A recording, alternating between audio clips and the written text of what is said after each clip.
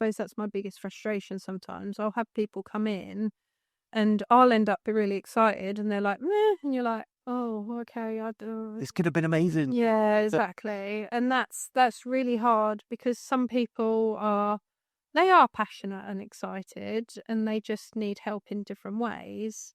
But I genuinely have so much to give, almost too much to give in some respects. But I kind of need people to just be as enthusiastic and excited, because actually as a team, and to have us as their secret service, then yeah, it would make sure and push them to make sure they absolutely fly and smash it. Hi and welcome to Business Rainbows and Unicorns, where there's no such thing as failure if you don't try. This podcast is specifically for business owners or wannabe business owners. Say you've got a side hustle, or you've got a passion for something and you think it'd be absolutely amazing, or you see people that do amazing things with their passions and what they enjoy doing. Well, you can do that. So please subscribe, and we hope you enjoy listening to this episode.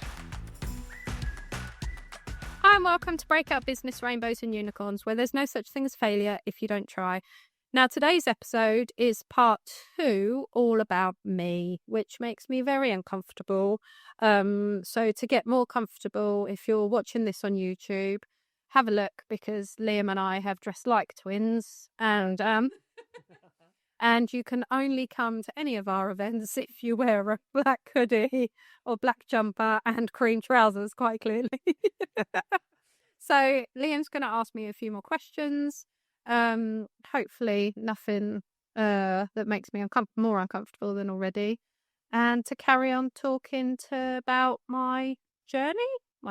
Yeah, and your experience and where you are today. Because if you haven't listened already, then make sure you go back and listen to that first episode where we get a bit of a history, a look back, a flashback, this is your life kind of entry, but like some really interesting points that and some experiences that you had that I know I certainly was less aware of to start with, but actually, and also made me aware of someone said to me the other day they'd watched that Boyzone documentary. Oh, and they're like, have you watched it? And I'm like, it just feels like it's unraveling therapy and just slating everyone. And then oh, is that what I did on part 1? No, you spoke really well, but also it's a bit of insight into kind of the expertise that you have. So yeah, really worth a listen. But in this episode, like you rightly said, we're going to dive into a bit about what you're up to now, and we'll still do that kind of flashback kind of thing where we're going to ask a bit more about Breakout, because we're just about getting to Breakout. So if somebody had to ask you elevator pitch, what is Breakout?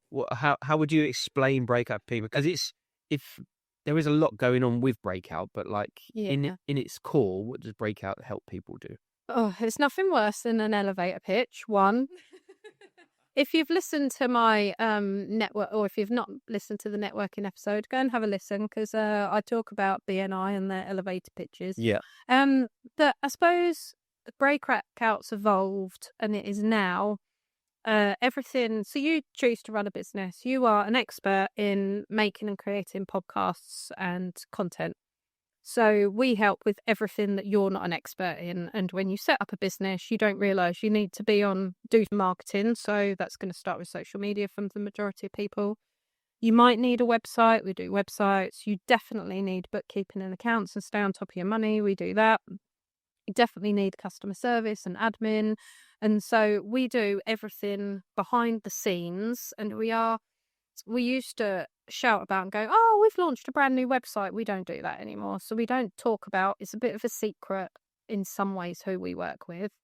So we don't shout about who we work with, but we do shout about what we do and our results. So we're kind of obviously we call ourselves a business best friend, but also a bit of a secret service, because we're where we do social media for people want customers to think they do their own social media. They don't want us telling people, so we just don't tell it for anyone. So I think that's fair enough, isn't it?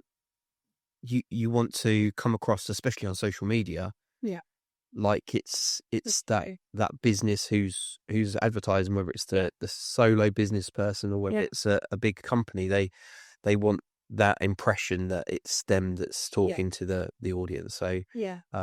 but I like that angle of it's the Secret Service. We are a secret yeah, love it.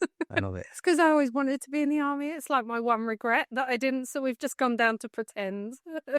You know, everyone needs somebody to be able to call when that moment panic comes in. So so you guys are there at every stage. Yeah.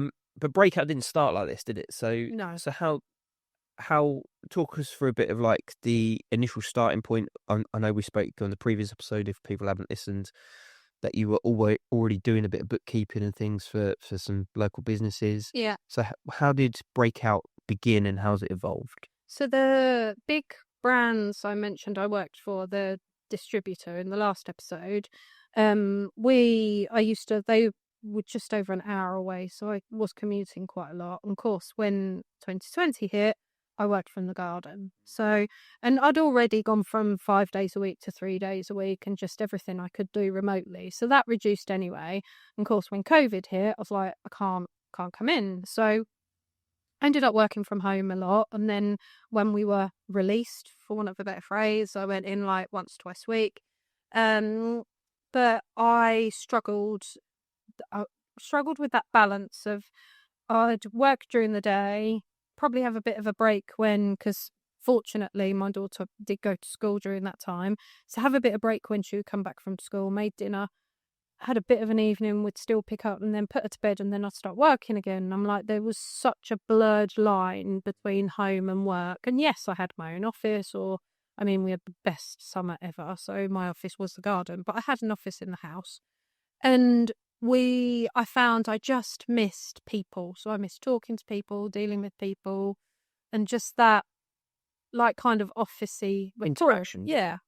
So I'd also had a couple of businesses with a friend, Phil Tetley. He now owns OS Suffolk. He's also like my work husband because I seem to adopt everyone as a work husband because everyone assumes I can't run a business on my own. I have to have a husband there, which we'll come on to in a bit. But yeah, so Phil and I did the proper COVID-19 thing of meeting on a park bench with takeaway cups of coffee sat 2 meters away from each other. We have to pretend we still follow the rules, right? But we did genuinely sat on a park bench and I was like, should we open a co-working space? And Phil is as bad as me. Yeah, we give it a go. Why not? So there's a building in Milford, and it was closed for years and years and years. And I actually wanted to do something in it 10 years ago. Landlord wasn't interested. What did you want to do 10 years ago? What was the idea? Co-working space. Co-working again? Well, more of a drop-in centre for people, almost what we've evolved to in some ways. But basically having a service-based business on the high street. So customers and as in B2C and B2B, so customers and residents and businesses could come in and ask us what they needed. So I said, we'll open a co-working space. Brilliant. Okay. He was like, yep, found the perfect place. It's double fronted, so big windows, so it's welcoming because there's co-working spaces in London, Manchester, all the big cities, and they're 2 a penny. I mean, Regis and WeWork have been around for years and years and years. Yeah. But for little old Long Melford, that's kind of a weird thing. Innovation. Yeah. So decided. So we opened it. We opened beginning of April. I wanted to mist up the windows and put that it might be something secret, like a special massage place, just to get people talking. Because we were going to open on the 1st of April at one point, but we just hit the ground running. So we opened as a co-working space and community hub and business sports centre. That's what was above the door. And it evolved. So we wanted to get people through the door. So we did recycling drop-offs for products. We had bit of a refill shop in there that we'd worked with a refill shop in Sudbury. So yeah, there was just really random. Seeing what can work. Yeah. So almost tried and tested. But having a co-working space, we had Wi-Fi, we had printers, so we offered a printing service, which we don't, we sort of have, but it's quite restricted by the library. So we could do printing, laminating, binding, so all different bits and pieces.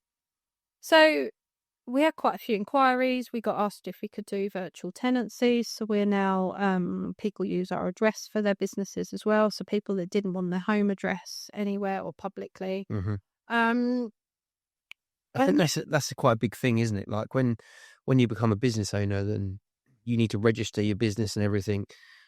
And if you are certainly just starting out and you're kind of a mobile one-man band, your home address is going to be on there. But actually, it's quite nice to not have that home address on there, but still have somewhere where you can officially say your business is registered. yeah, and it's something, again, it's quite widely known Hmm. in big cities and stuff, and PO boxes and stuff like that. So we then kind of evolved from there. We had a few regular desk hires. We had people come in and try it, whether it's for them or not.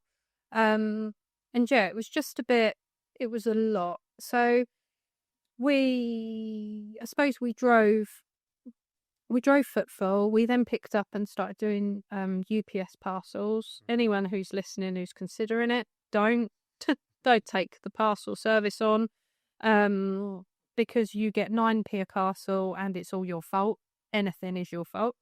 So but initially it got people. Everything we did was to get people in the door. It was good for footfall and good for a bit of promotion, but equally, like I remember the example of that day when somebody come in with literally a bike. Yeah. And nothing else. Can I stick a label on this bike? No. That's going to get thrown in the van. And I remember you like helping, and I wasn't there at quite the climax because it took a few hours to do this. 2 hours to find a box the bike. Oh yeah. But yeah, and like just the amount of effort that you put in just for that one parcel to be delivered 9p for 9p is absolutely mad. And like maybe if you're like in a big city and the footfall is like crazy, then you can make that work. But it's and that's why they have it at like the premieres and the cost cutters and stuff, because you're already got that footfall and you've got people lining up, queuing up, done, sorted, these are the rules. It was almost like we were too helpful. That sounds a bit like, what are your weaknesses? Oh, I'm a perfectionist. I'm too good at what I do. But it's more that it was, it just didn't fit. But that was fine. And I think like when people realise you're helpful, kind of there's just that creep of the next thing, the next thing, the next thing. And it, like from the conversations we've had, it was that kind of just the time, the consumption of time. You don't mind being helpful. Yeah. But when you get 9p for a few hours, like that's mental. It's not sustainable, is it? No, exactly. And I think we kind of evolved. We had a few people in that didn't like, because I always said it was co-working rather than desk hire, because it wasn't a quiet place. It was for co-working. It's like an open plan office. I had probably 2 or 3 people over 4 years say, it's not for me, it's too busy, there's people on the phone and stuff. But we did promote it as that. Yeah. But the main thing was that we promoted our business services. So we had almost two the parts to the business. We had the business to business support, so where we'd do websites for people. So it was somewhere people could come in, have a meeting with us, talk about their business, their website, their social media, their bookkeeping. Bookkeeping, obviously, sometimes I'll go to clients' offices, sometimes it come to me, depending on how much privacy and confidentiality we needed. But yeah, so it kind of evolved into that, but it also evolved into the B2C stuff, which was the printing and the tech help as well. So when we first set up, I don't have a clue about Wi-Fi computers, printers. I don't understand that at all.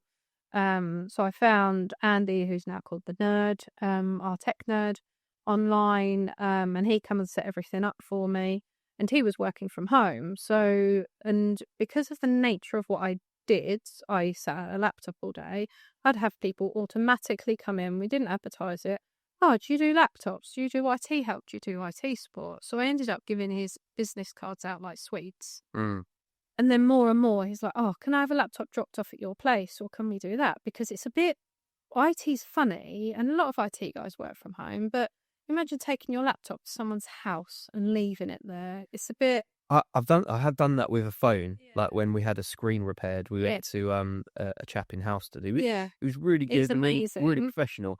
But like, because I didn't know him, like you're kind of parking up, you're kind of feeling like you're almost doing something a bit wrong and a bit like I'm going to get caught out red-handed here. But it was good. Yeah. But yeah, having that shop front is certainly, or like that professional location for that to happen is much better. Yeah, and we ended up so more and more, and then I said, I'm being asked about websites. Now, yes, everyone can do their own website. If you use platform like GoDaddy, anyone can do it. Wix is a classic as well. We wouldn't recommend them, but it's possible. You can create your own website. So I had more and more people go, can you do my website? Well, I can, but I don't know the tech stuff, linking it, getting it on Google, the SEO, the making sure all the links work. I don't know that, and that's not what I'm good at. So, and he was like, well, I can do that. So we ended up working together, and then Andy became part of the team. So we ended up offering websites, IT support under Breakout. So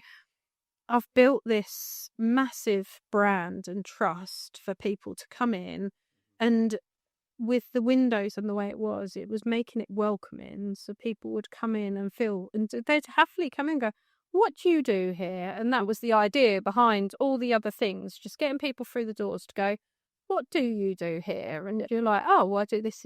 Oh, I know A. And that's why UPS worked for a bit, recycling stuff worked for a bit, because it just got people through the doors to understand, because it was a very hard thing to explain, because we weren't just a co-working space. We would help with IT or phone stuff. I can help with phone stuff as long as it's an iPhone. But there's all these different things. Everyone who either knows someone or is self-employed and needs self-assessment or whatever it might be, that they don't realise it's a new service. So it's not like you can go, oh, I'm a plumber. You know what a plumber does. There's not a one word for it. So we then kind of evolved and nicely got really busy. But the normal business chicken and egg situation of I've got enough work for someone but don't know if I can afford to pay them. And at the time the government brought out a Kickstart grant. Okay. Where they basically pay someone's salary for you. Super useful. Yeah, especially that scenario. It's the only time I've ever managed to get a grant or funding for something. I have tried every which way possible, and because grants and funding are really funny, you need to be like stood in a certain spot at a certain time. The winds needs to be going the right way. You need to be set up as a certain business. You need to have your business activities. Anyone who's done grant applications and grant funding, it's not an easy job, and anyone who's does it, so that's why you get businesses out there, they will do it for a percentage of the funding. And I've worked with a couple, and it's brilliant, but it's for the fact that so technically my business had been going over 10 years at the time, or coming up to 10 years, so it wasn't just a brand new business, so I couldn't get start grants, even though it was a new start up, because it was a real new business, but it wasn't a new business. It evolved. Yeah. So we got the Kickstart grant, which was brilliant. So we interviewed so many different people. I'm more than happy, and I do interview training and help with CVs, because that was difficult and painful to say the least, to get the right person. It was, I can tell you the do's and don'ts of interviews and CVs all day long. Maybe we'll do that on another episode. But we took someone on, so it was brilliant. It took that first point of contact away from me. And the interesting thing, and since then we've taken on another couple of people as staff changes as they do. And the job's evolved. So we've always been good at whatever you want, because we do so many different things. The job has always been, you're the first point of contact Breakout. So bearing in mind, you have to answer the phone, have the walk-ins, check the emails, check the messages on all the platforms. Yes. So it's not an easy job to start with that. But then it was very much, right, you want to learn bookkeeping, I will teach you bookkeeping, I'll make you the best bookkeeper in the world. So with social media, you want to learn social media, that's fine. We've got social media accounts, you can do that. So it was quite a nice way of getting people in, because it was like you can make the role what you want. What do you want to do? You want to do websites? You can do websites. So It's been interesting. I've learned a lot about me, of how I manage people, which can be quite badly at times. I'm not very good because I want to be everyone's friends. I think with managers, like just from my experience, kind of I've been put into managerial positions in some of the companies I used to work for, and just because you're good at your job doesn't necessarily mean you're going to be the best manager. No, not. And it's not because you're the worst person or anything. It's just because it's a skill set in itself, isn't it? Yeah, it's completely. And I think that's why, like, you see those memes, don't you? That people will leave the job because of a poor manager before they leave their job for any other reason. And I've done it. Like I said before, I tried to leave Green King and again, and it was just the manager. It was like I loved my job. I loved what I did. Yeah. So it's very much a it's kind of evolved, and it's good. And now we've gone through various people, and now Nisha works for us, and it's worked really, really well because she wanted to. Sorry, shove the head thingy. It's worked really, really well because she's gone into social media, and she's really, really good at the design, the creativity, all the stuff I'm not good at, and that's what ideally makes up a really, really good team, because there's no point me taking on someone with exactly the same skill set as me, also exactly the same personality as me, because ultimately we're going to clash. So we then and then it's just evolved according to who we've had, what they're good at, and that's the services we can say yes or no to.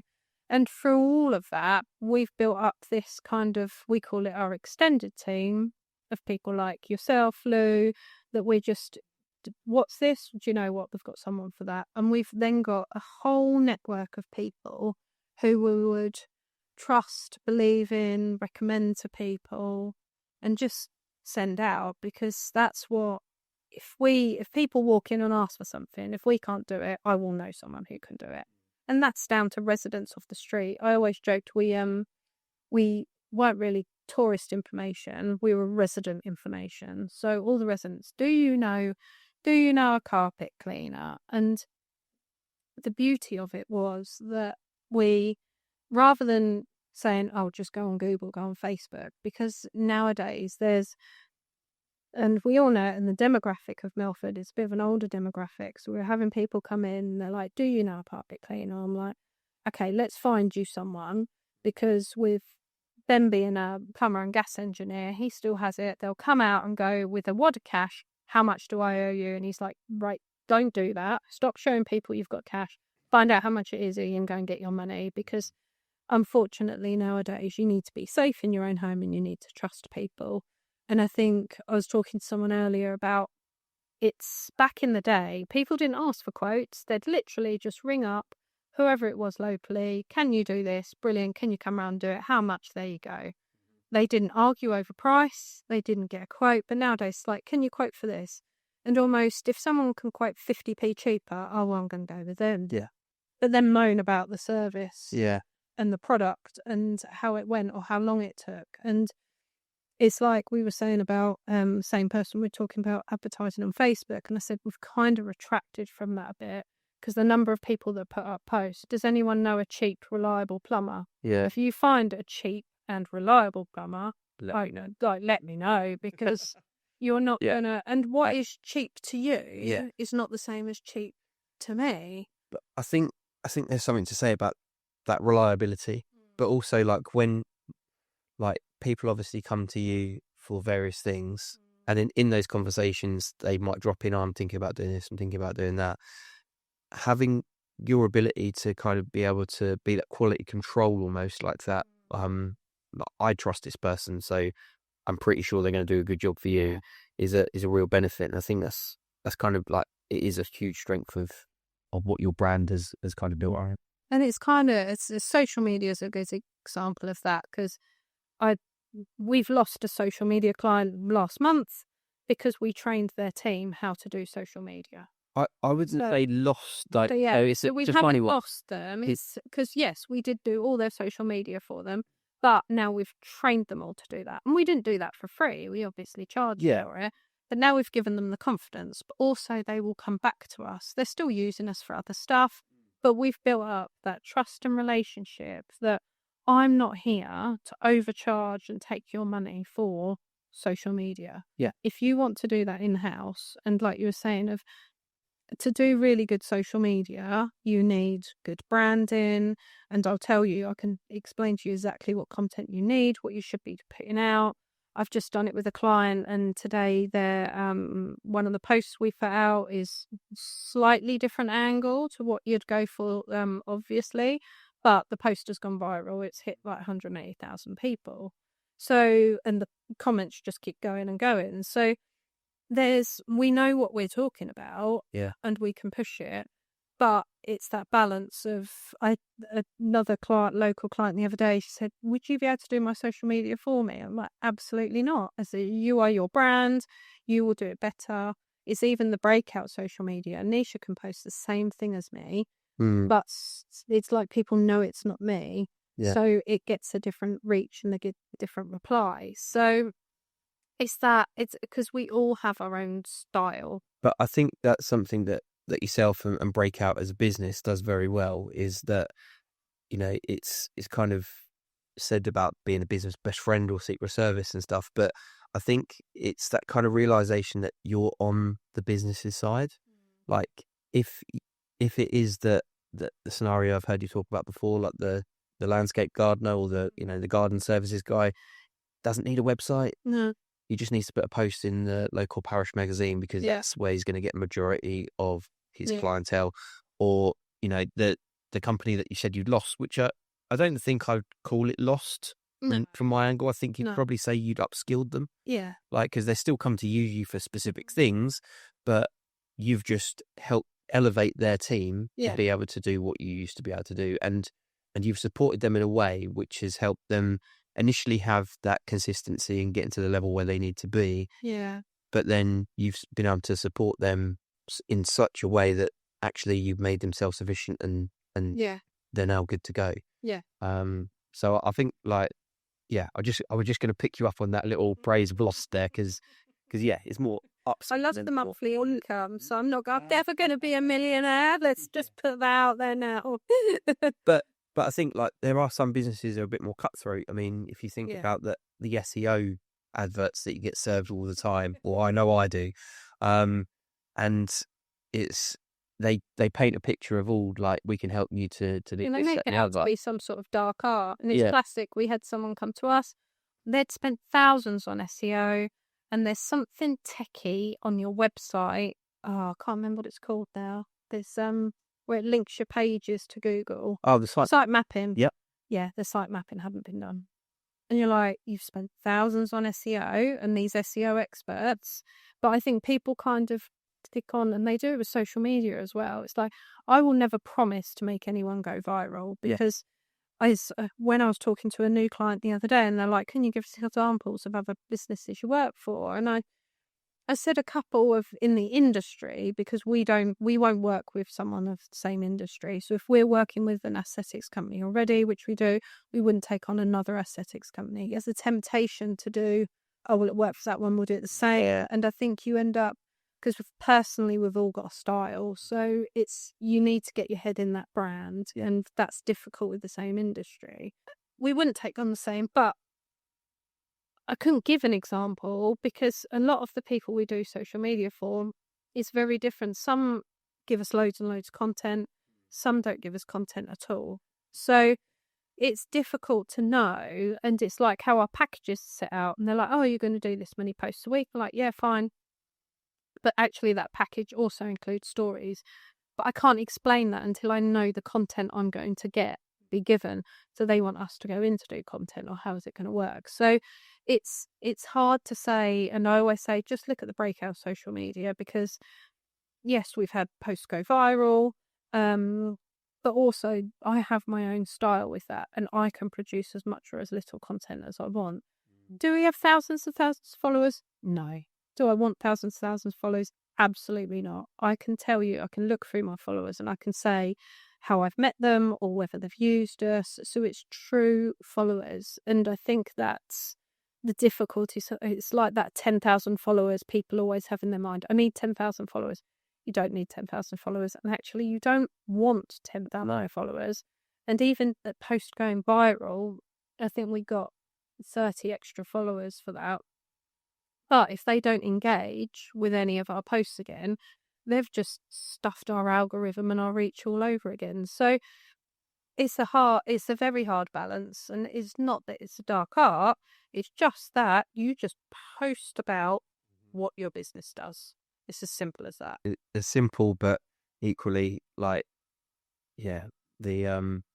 common sense that isn't always so common. Yeah, exactly. And it's like people wanting to post about their cats, for example. Unless you do something cat related, stop sharing posts about your cats. Might help you get some attractive kind of numbers on viewership and things, but. And I can tell you straight away, if we start posting about social media, and I do a load of posts about social media, guess what inquiries we're getting? If I started talking about bookkeeping, guess what inquiries we would come in? That's hard to do a post about. Yeah. Boring. I can imagine, trying to keep somebody watching that. Yeah, exactly. For 30 seconds or whatnot is going to be tricky. So Breakout has evolved. Yeah. And it got to the stage where figuring out where kind of your time was more effective, let's say. So you decided to close the shop front. Yeah, I had a hissy fit one day. No, well, I didn't. I ultimately, and I know it sounds like my diamond shoes are too tight, our footfall was too high. So the problem was we had taken on loads of B2B work, but we still had the customers and the walk-ins, which was absolutely fantastic. But it's when they used to come in, ask a question, and half an hour later and go, thanks for that, and walk out. Yeah. And it's a very, very difficult thing because someone said, well, you just say, hang on, that was a tenner. Well, or that was 20 quid or whatever it was. Well, how do you, and the questions could be anything. It could be a recommendation. Oh, do you know A? And then you to give them it and they don't just go. Again, you could argue, yes, that's my fault. I was too helpful. I'm too chatty. But it's like I got to the point where some of the people in the village would come in and go, oh, you know when your keyboard squashes on the iPhone? Oh, it's been driving me mad. And you're literally 2 seconds to just do that. Oh, thank you so much. That's amazing. I'm so what do I owe you? Do you know what? Nothing. But just tell 3 people today. And that's how I'd built up my reputation in the village. But it's the fact they offered to pay. So, and on some days, they would just give me a fiver or owe me a coffee and they'd put some money in the local cafe. So in my head, I'm like, well, I'm then supporting another business and I get a coffee out of it. So, and we did a thing, there's an online thing called Buy Me a Coffee where we would get people like, thank you. Yeah. Because it's hard to put a price on that service. So we got to the point, probably about 10% of our turnover was actually contributed from having the high street business. The other part of that was time. And I found the reason I opened it was because I didn't see anyone. I got to the point where I was seeing so many people, I'd close the doors, lock up, come home, and I haven't got the energy to talk to anyone at home. Yep. I had nothing. Empty. I was just socialed out. I'd lock myself in the bathroom just to have 5 minutes of decompress. And it doesn't help, obviously, living 5 minutes from the office. So you don't get that. Like when I worked at Green Key, it was that half an hour drive. Commute time, yeah. Just time. I could listen to music or I'd do something. It was just boom, boom, boom, boom, boom, one thing after another. So I suppose my mental health massively suffered. I hate saying that because it almost feels like a bit of a cliche nowadays that you're talking about it. But I was burnt out, exhausted, and ultimately depressed because I had nothing for me. I had no me time. And because of the walk-ins, I'd sit and try and do the B2B work and you couldn't concentrate on it. So I probably worked every weekend for about 4 months, the last 4 months of the year. So it was kind of like something's got to give, something's got to change. And it was the fact that, no, I don't want to close. That's the last thing I want to do. but actually looking at the numbers and looking at that setup of the turnover and everything, I've got to. So it was pretty much close the doors or close the business altogether. It just wasn't good whatsoever. So we made the decision. My landlords are absolutely amazing, and to be fair, they took a massive chance on me because they're like, "What are you going to do?" I'm like, "Open a co-working space." Like, what is that then? Like, what is this? And so, in fairness to it, and they have been awesome. So we actually lose the keys over the 31st of March. So we had 3 months' notice to get out and do that. So it's been useful in the last 3 months. But I was like, we need to close the doors, or I think my brain's going to explode or something. Because having made that decision, obviously bittersweet, and wrestling with the idea of it and everything. But seen a positive change, would you say? yeah, definitely. Straight away, you feel like an absolute failure. You and anyone, and this is, I spoke to my landlord, spoke to another couple of business owners that I work with closely. You feel, because it's ending and it's closing, you do feel like a failure. It just feels like, and bear in mind, when I opened, there were businesses in the village that were quite like, this ain't going to work. You ain't going to survive. What are you doing? You can't make money out of printing. Okay, don't just do printing, but okay, that's how you see it. And I had dinner with someone the other night, and we were saying it's surprising how many small business owners don't understand business, because it's if you want to sit, and I'm always been really, really open with everything. You want to sit and talk to me and ask me about it, I'll tell you everything. I'll show you my books. I mean, it's like LinkedIn. It's ever so lovely that these business coaches think I've got thousands of pounds to spare to use them and their services. Well, okay, maybe I'm failing because I haven't got thousands to spend, but also I don't need a business coach because I understand and know what I'm doing. So it's the business has evolved, like you said earlier. It's not failure, but it's evolving, and it's progressively taken that next step into, no, we need to close the doors. So we closed doors overnight. And we got more work done in the first week of January than we did the whole of December, just because of that. We lost that chat and that. Yeah. And don't get me wrong, I miss all of those people. I have relationships with all of those people. It's almost feeding my own ego of just like, oh my God, yeah, thanks. You're so helpful. You're so helpful. And it's lovely being told you're helpful every day. Oh, you're amazing. Couple of customers, I don't know what I'd do without you, and they just go, I'm closing and I'm letting you down, but also you don't pay me a lot of money and enough to cover the rent, and as much as I've tried, my landlord won't take magic beans. No. So yeah, it has been it's probably the most difficult decision I've made, but it was the right decision. The right thing. And I think, like something you were saying there about just that ability to focus on what you're doing in that moment. I've read some books on productivity, and there's one called Deep Work, and he explains it. I think it's Cal Newport, the author. If I'm wrong, I'll put a little mention to that in the description. But it's the idea that to actually do something with some high intensity and like the focus that you need to do it.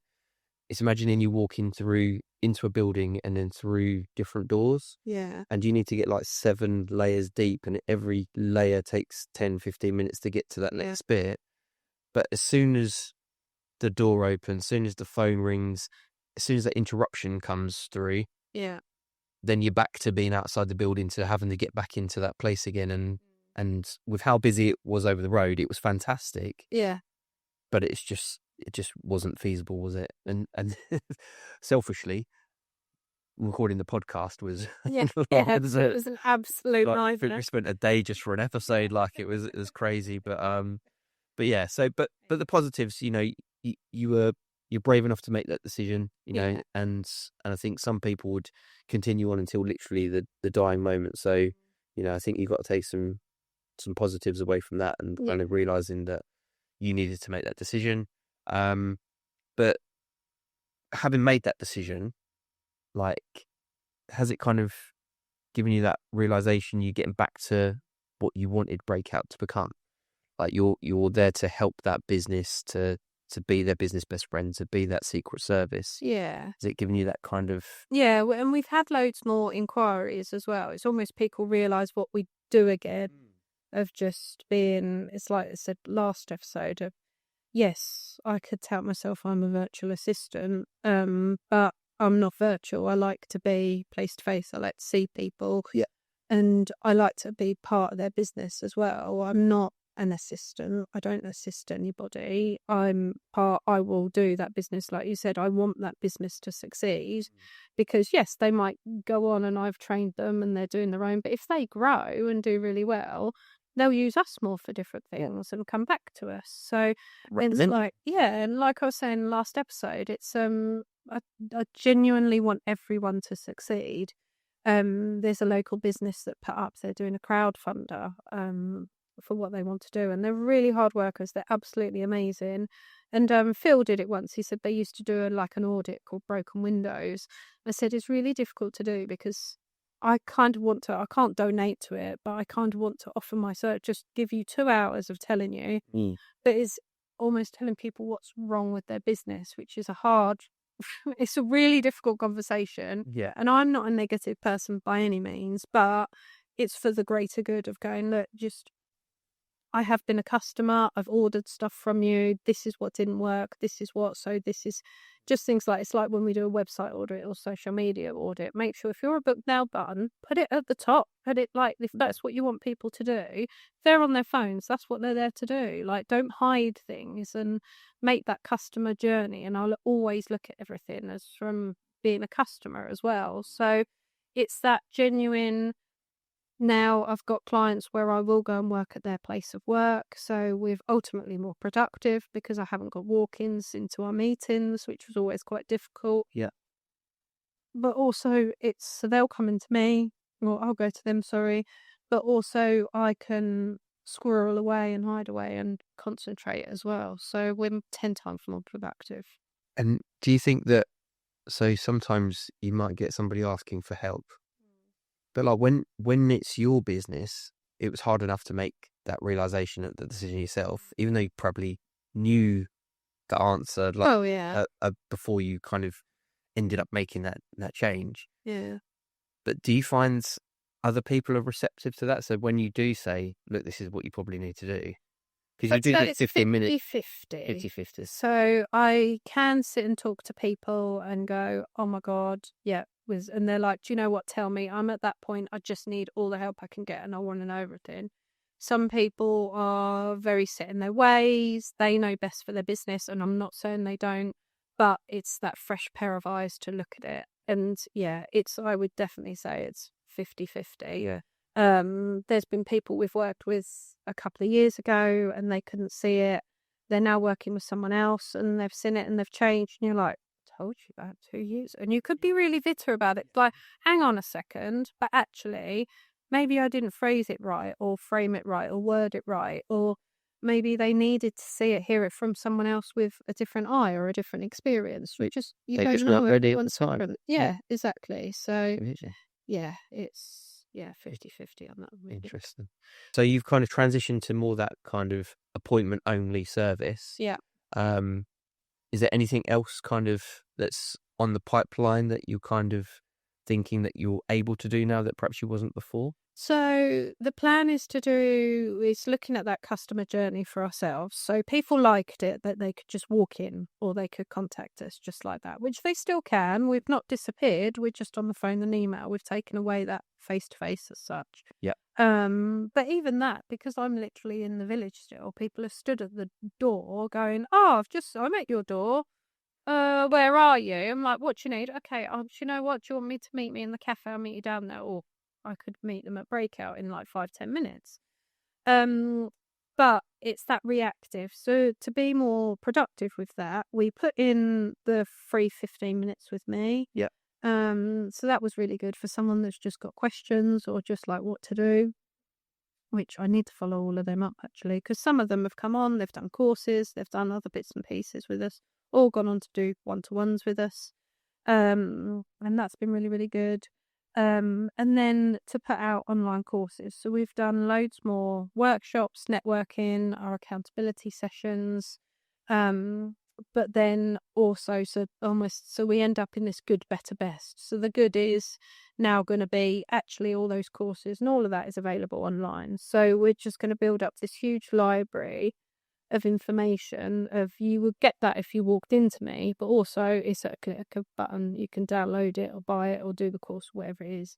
So you've got that as the good. The better is then all the group sessions, and then obviously the best is the one-to-one styles. Dedicated support. Yeah. Fantastic.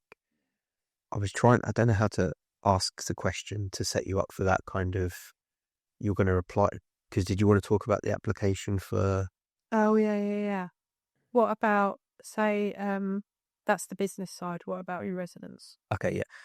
So that's fantastic. So for a small business owner or medium large business owner, Yeah, I was going to say. they've got the good, better, best.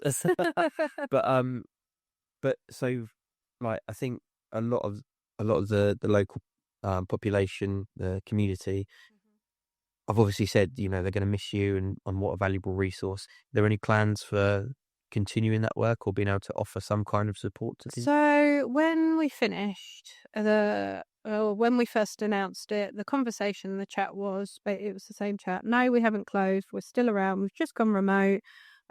We've just stopped printing where you can go to. There's printing places in town, all the library in the village. And no, we don't do UPS anymore. We're closed down.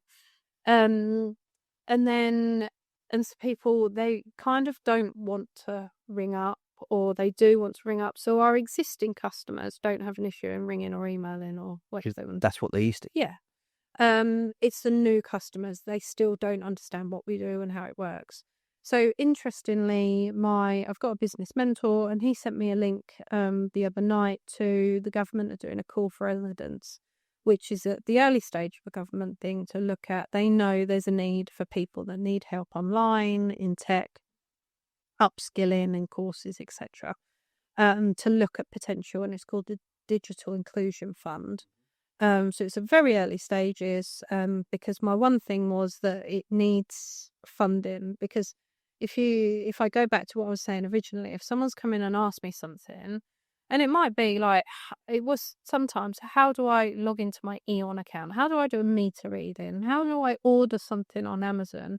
And for the majority of us, we're like, oh yeah, you just do this. But there's also people that don't have smartphones. They don't have smartphones. They don't have Wi-Fi. They don't have computers. And you try and do, I was talking to someone the other day, you try and do a e-consult, doctors, a hot topic at the moment. You try and do an e-consult form on your phone is an absolute nightmare. Yeah. And we had a computer for residents to come in and use.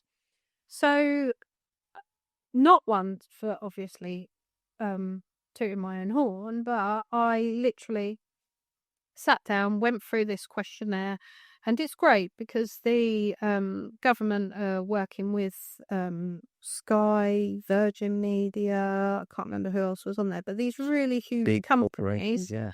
That's great. But also they're the people that are going, we have to do that online now. Computer says no, you can't find a phone number. Can you phone Amazon? How can you phone Amazon? And if you contact Amazon, do they get back to you?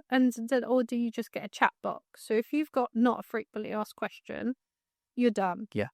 So I filled it in basically saying I've proved that the service and the groups they've highlighted and the problems they've highlighted, absolutely, it's a huge problem, especially in rural areas like we are, because we've got a lot of residents that they live here, but their sons, daughters, grandchildren don't. So we had some of that where sons and daughters come to stay, almost checking that we're trustworthy, and then left we were their point of contact because they literally could walk in with their iPad or whatever they wanted help with.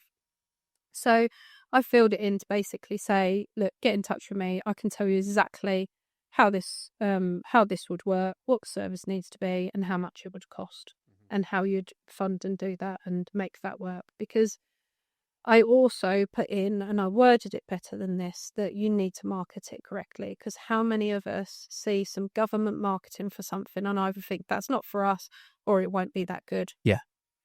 Because the problem is with a service-based business as well, if it's free, people assume it's cheap and crap. Yeah. So there's a way you have to market it and do it. So I filled in the form. I've sent it to our MP, James Cartledge, and I've sent it to our bather counsellors as well. just to basically say, look, this is exactly what I found. This is what I did. We had to close because of almost lack of funding or lack of, like, someone can't order online, or they can't log in or don't know how to set up a Gmail or email account. Whose fault? That's not their fault. So why are they? Yes, Penalised. it's lovely. They're happy to pay me for that the majority of the time, but should they be paying that? Because you've got the lost generation where they didn't learn. They didn't have IT at school. They didn't do that. And if you didn't use it in any of your jobs, Yeah. you've missed out completely. Going to be lost, aren't you? Yeah. You've got people that haven't got the money and the funds, and you've got people that just haven't just fallen through the gaps for whatever reason.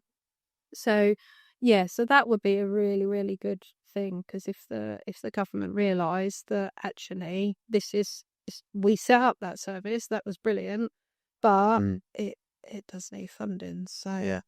we'll see. Watch this space on that one. We'll keep our fingers crossed.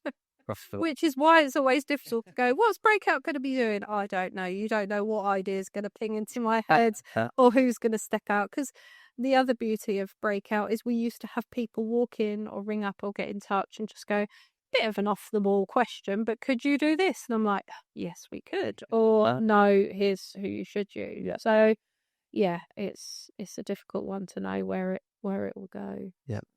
And just to kind of like, so back on the topic of that that support and the funding that hopefully will be successful for, that you've received awards for it. Yeah. So it's not like you. Oh yeah, I threw that in as well. Yeah. I feel like the council did give us an innovation award for doing this service, and then a customer service award for doing this service. Yeah. So I did feel that through. So you're in the right bracket. Yeah, exactly. So fingers crossed, and hopefully if you get enough support and it will come to fruition. So we're looking forward to hearing more about that. Yeah, exactly. You'll see me pictures when you see my selfies outside number 10. You know I'm there.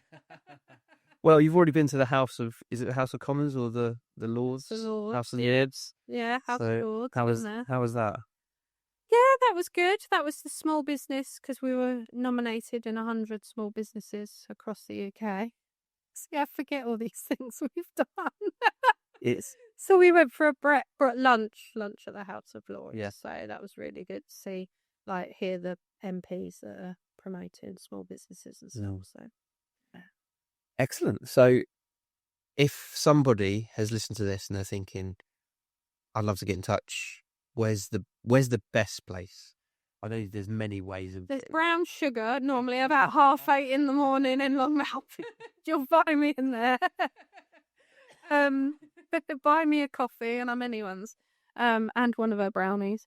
But no, it's email or give us a call and just either set up for the free 15 minutes, or if genuinely the main thing is people who are just like, I'm not making money, or why is my business not working, or I know I need to go to the next step. How do I need to go to the next step? It's the people that are really passionate and love what they do, and they want to be a massive success of it. And that's where, because I get as excited about the business as they do, and that's I suppose that's my biggest frustration sometimes. I'll have people come in and I'll end up really excited, and they're like, meh, and you're like, oh, okay, this could have been amazing. Yeah, exactly. And that's really hard, because some people are passionate and excited, and they just need help in different ways. But I genuinely have so much to give, almost too much to give in some respects, that I kind of need people to just be as enthusiastic and excited, because actually as a team, and to have us as their secret service, then yeah, it would make sure and push them to make sure they absolutely fly and smash it. So absolutely amazing. Awesome. Well, thank you for the part 2 update, Farley. And yeah, we look forward to hearing more about that. And I'm sure that you're going to get lots of inquiries for your free 15 minutes and the other multiples of support that you did. So. And all the other questions. But yeah, no, thanks for listening. And genuinely, we're still around. We still answer questions. And yeah, slide into our DMs, as we say. We have a few of those. And yeah, if you know someone who absolutely loves what they do but needs a bit of help, then share this episode with them. And let me know what you think as well, because it's really It's really hard talking about myself when I'm the one normally asking the questions. The spotlight is taken back off you. Yes, exactly. I'm done now. This is it for another 3 years. All right. Thanks for listening, and like and subscribe as always, because it always helps us more podcast just like ours.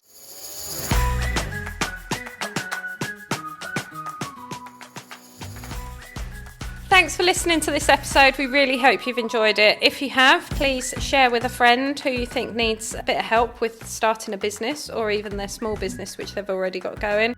Please like and subscribe to our podcast, which always helps a small business or small podcast like us. And check the show notes. We all have everything in there relating to the episode, which you might need, might want to read, and links to anyone we've interviewed and certain subjects we've spoken about. And thanks for listening.